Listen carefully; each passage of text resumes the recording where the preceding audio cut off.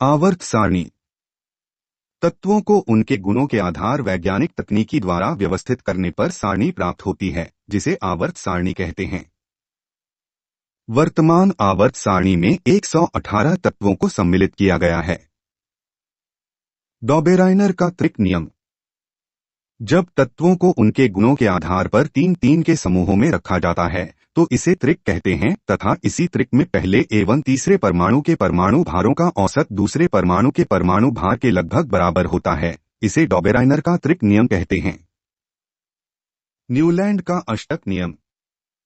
इस नियम के अनुसार यदि तत्वों को उनके परमाणु भारों के वृद्धि क्रम में व्यवस्थित किया जाए तो प्रथम तत्व के गुण 8वें तत्व से ठीक उसी प्रकार मिलते हैं। अक्रिय गैसों की खोज होने के पश्चात यह नियम विफल हो गया। मेंडेलीव का आवर्ती नियम। मेंडेलीव के अनुसार तत्वों के भौतिक एवं रासायनिक गुण उनके परमाणु भारों के आवर्ती फलन होते हैं, अर्थात यदि तत्वों को उनके परमाणु भारों के वृद्धि क्रम में व्यवस्थित किया जाए तो एक निश्चित अंतराल के पश्चात समान गुण वाले तत्व की पुनरावृत्ति होती है। मेंडेलीव की आवर्त सारणी में 7 आवर्त तथा 8 वर्ग ग्रुप होते हैं। 7 वर्गों को 2 उपवर्गों ए तथा बी में विभक्त किया गया, जबकि 8वें वर्ग को अविभाजित रखा गया। मेंडेलीव की आवर्त सारणी की कमियां। हाइड्रोजन का स्थान निश्चित नहीं था, इसके आए वर्ग में क्षारीय धातुओं के साथ तो कभी 4a वर्ग में कार्बन के साथ रखा गया। समस्थानिकों की स्थिति को आवर्त सारणी में कोई निश्चित स्थान नहीं था। आवर्ती नियम का पूर्ण रूप से पालन नहीं किया गया। जैसे पोटेशियम के का परमाणु भार आर्गन Ar से कम होता है, फिर भी पोटेशियम को आर्गन के बाद रखा गया। लेंथेनॉइड तथा एक्टिनॉइड की स्थिति आवर्त सारणी निश्चित नहीं थी। इन्हें आवर्त सारणी के नीचे पृथक रूप से रखा गया। आधुनिक आवर्त सारणी। आधुनिक आवर्त सारणी परमाणु क्रमांक पर आधारित है, जिसकी खोज हेनरी मोजले ने की तथा एक नियम दिया जिसे मोजले का आवर्ती नियम कहते हैं। इस नियम के अनुसार तत्वों के भौतिक एवं रासायनिक गुण उनके परमाणु क्रमांक के आवर्ती फलन होते हैं, अर्थात यदि तत्वों को उनके परमाणु क्रमांक के वृद्धि क्रम में व्यवस्थित किया जाए तो निश्चित अंतराल के पश्चात समान गुण वाले तत्व की पुनरावृत्ति होती है। आधुनिक आवर्त सारणी में 7 आवर्त तथा 18 वर्ग बनाए गए हैं। 18वें वर्ग को शून्य समूह भी कहते हैं। आवर्त सारणी में तत्वों का वर्गीकरण। आवर्त सारणी में 4 प्रकार के तत्व होते हैं। 1 S खंड के तत्व। वे तत्व जिसमें अंतिम इलेक्ट्रॉन S कक्षक में भरा जाता है, S खंड के तत्व कहलाते हैं। इनका सामान्य इलेक्ट्रॉनिक विन्यास NS1NS होता है। हाइड्रोजन को छोड़कर S खंड के सभी तत्व धातु होते हैं। 1 अवर्ग के तत्वों को क्षारीय धातु तत्व जबकि 2 अवर्ग के तत्वों को क्षारीय मृदा धातु कहते हैं। S खंड में CAs तथा फ्रियांक रेडियो एक्टिव तत्व होते हैं। CAs का उपयोग प्रकाश विद्युत सेल के निर्माण में किया जाता है। 2 P खंड के तत्व। वे तत्व जिसमें आने वाला अंतिम इलेक्ट्रॉन P कक्षक में भरा जाता है, P खंड के तत्व कहलाते हैं। इनका सामान्य इलेक्ट्रॉनिक विन्यास NS2NP16 होता है। इस खंड में तीनों प्रकार के तत्व धातु, अधातु तथा उपधातु को सम्मिलित किया गया है। आवर्त सारणी में 3A 13 से 7A 17 तथा 0 वर्ग 18 को P खंड के तत्व कहते हैं। 18वें वर्ग के तत्वों को अक्रिय गैसें कहते हैं क्योंकि इनका अष्टक पूर्ण होता है। 17वें वर्ग के तत्वों को हैलोजन कहते हैं क्योंकि ये लवण का निर्माण करते हैं। हैलोजन लवण बनाने वाले। 16वें वर्ग के तत्वों को चाल्कोजन कहते हैं क्योंकि ये तत्व अयस्कों का निर्माण करते हैं। चाल्कोजन अयस्क बनाने वाले। 3D खंड के तत्व। वे तत्व जिनमें आने वाला अंतिम E कक्षक में भरा जाता है, खंड के तत्व कहते हैं। इनका सामान्य इलेक्ट्रॉनिक विन्यास N1 D1 10 NS1 2 होता है। D खंड के सभी तत्व धातु तत्व होते हैं। इन्हें संक्रमण तत्व भी कहते हैं क्योंकि इनका बाह्यतम कोश D उपकोश अपूर्ण होता है, परंतु ZnCdHg को संक्रमण तत्व नहीं कहते हैं क्योंकि उनका उपकोष पूर्ण पूरित होता है। डी खंड के तत्वों को 4 श्रेणियों में विभक्त किया गया है, जिन्हें संक्रमण श्रेणियों कहते हैं। 4 F खंड के तत्व वे तत्व जिनमें आने वाला अंतिम इलेक्ट्रॉन F कक्षक में भरा जाता है खंड के तत्व कहलाते हैं। इनका सामान्य इलेक्ट्रॉनिक विन्यास N2F114 N1D02NS होता है। F खंड के सभी तत्व धातु होते हैं, इन्हें आंतरिक संक्रमण तत्व भी कहते हैं। खंड के तत्वों को 2 श्रेणियों में विभक्त किया गया। I for F equals 5 F श्रेणी एक्टिनॉइड।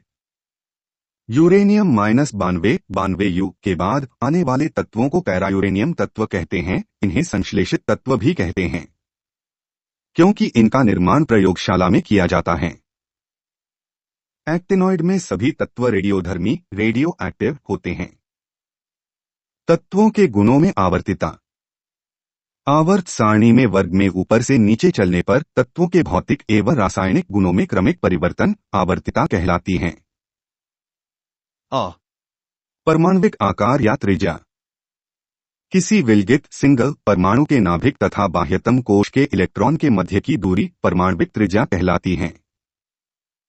विलगित परमाणु का मिलना अत्यधिक कठिन होता है, इसलिए परमाणविक त्रिज्या का निरपेक्ष मान ज्ञात नहीं किया जा सकता है।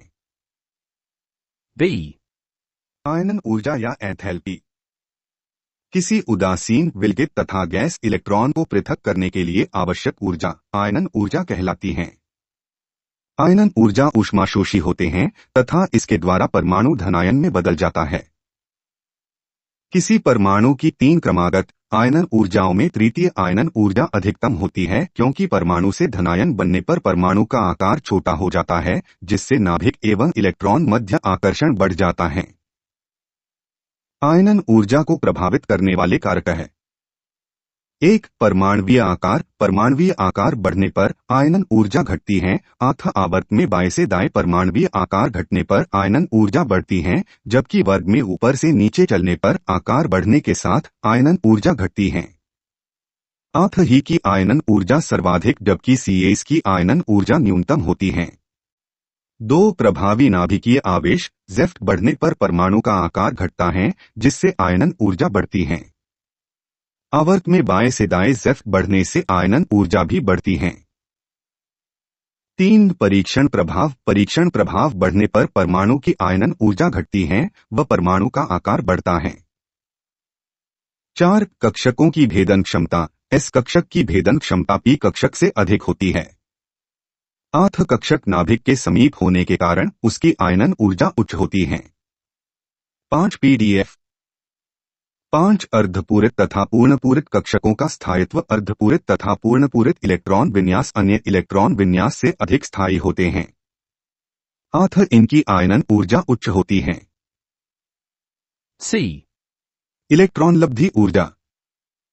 किसी उदासीन विलगित तथा गैसीय परमाणु के बाह्यतम कोश में एक इलेक्ट्रॉन को जोड़ने पर मुक्त होने वाली ऊर्जा इलेक्ट्रॉन लब्धि ऊर्जा कहलाती है। जब परमाणु में इलेक्ट्रॉन जुड़ता है तो ऊष्मा मुक्त होती है। यह एक ऊष्माक्षेपी प्रक्रम है। तत्व की प्रथम इलेक्ट्रॉन लब्धि ऊर्जा ऋणात्मक होती है, परंतु द्वितीय इलेक्ट्रॉन लब्धि ऊर्जा Eg का मान धनात्मक होता है क्योंकि ऋणावेशित आयन में इलेक्ट्रॉन जोड़ने पर प्रतिकर्षण होता है, जिसे जोड़ने के लिए ऊर्जा दी जाती है। आवर्त सारणी में बाएं से दाएं चलने पर परमाणुवीय आकार घटने के साथ इलेक्ट्रॉन लब्धि ऊर्जा बढ़ती है, जबकि वर्ग में ऊपर से नीचे चलने पर परमाणुवीय आकार बढ़ने के साथ इलेक्ट्रॉन लब्धि ऊर्जा घटती है।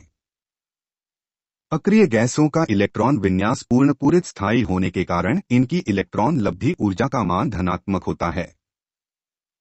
आवर्त सारणी में सर्वाधिक इलेक्ट्रॉन लब्धि ऊर्जा क्लोरीन Ci की होती है, जबकि सबसे कम इलेक्ट्रॉन लब्धि ऊर्जा अक्रिय गैसों की होती है।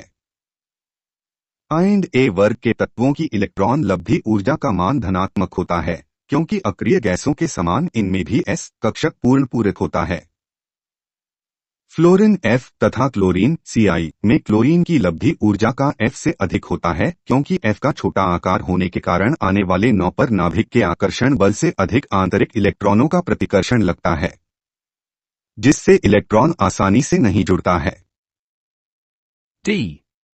विद्युत ऋणता सहसंयोजक बंध से बंधित दो परमाणुओं द्वारा बंध के इलेक्ट्रॉनों को अपनी ओर आकर्षित करने की क्षमता को विद्युत ऋणता कहते हैं। विद्युत ऋणता सर्वप्रथम पॉलिन ने दी। आवर्त सारणी में सर्वाधिक विद्युत ऋणी तत्व फ्लोरीन F जबकि सबसे कम विद्युत ऋणी तत्व Cas सीजियम होता है। आवर्त सारणी में बाएं से दाएं चलने पर विद्युत ऋणता बढ़ती है जबकि वर्ग में ऊपर से नीचे चलने पर विद्युत ऋणता घटती है। विद्युत ऋणता को प्रभावित करने वाले कारक। E.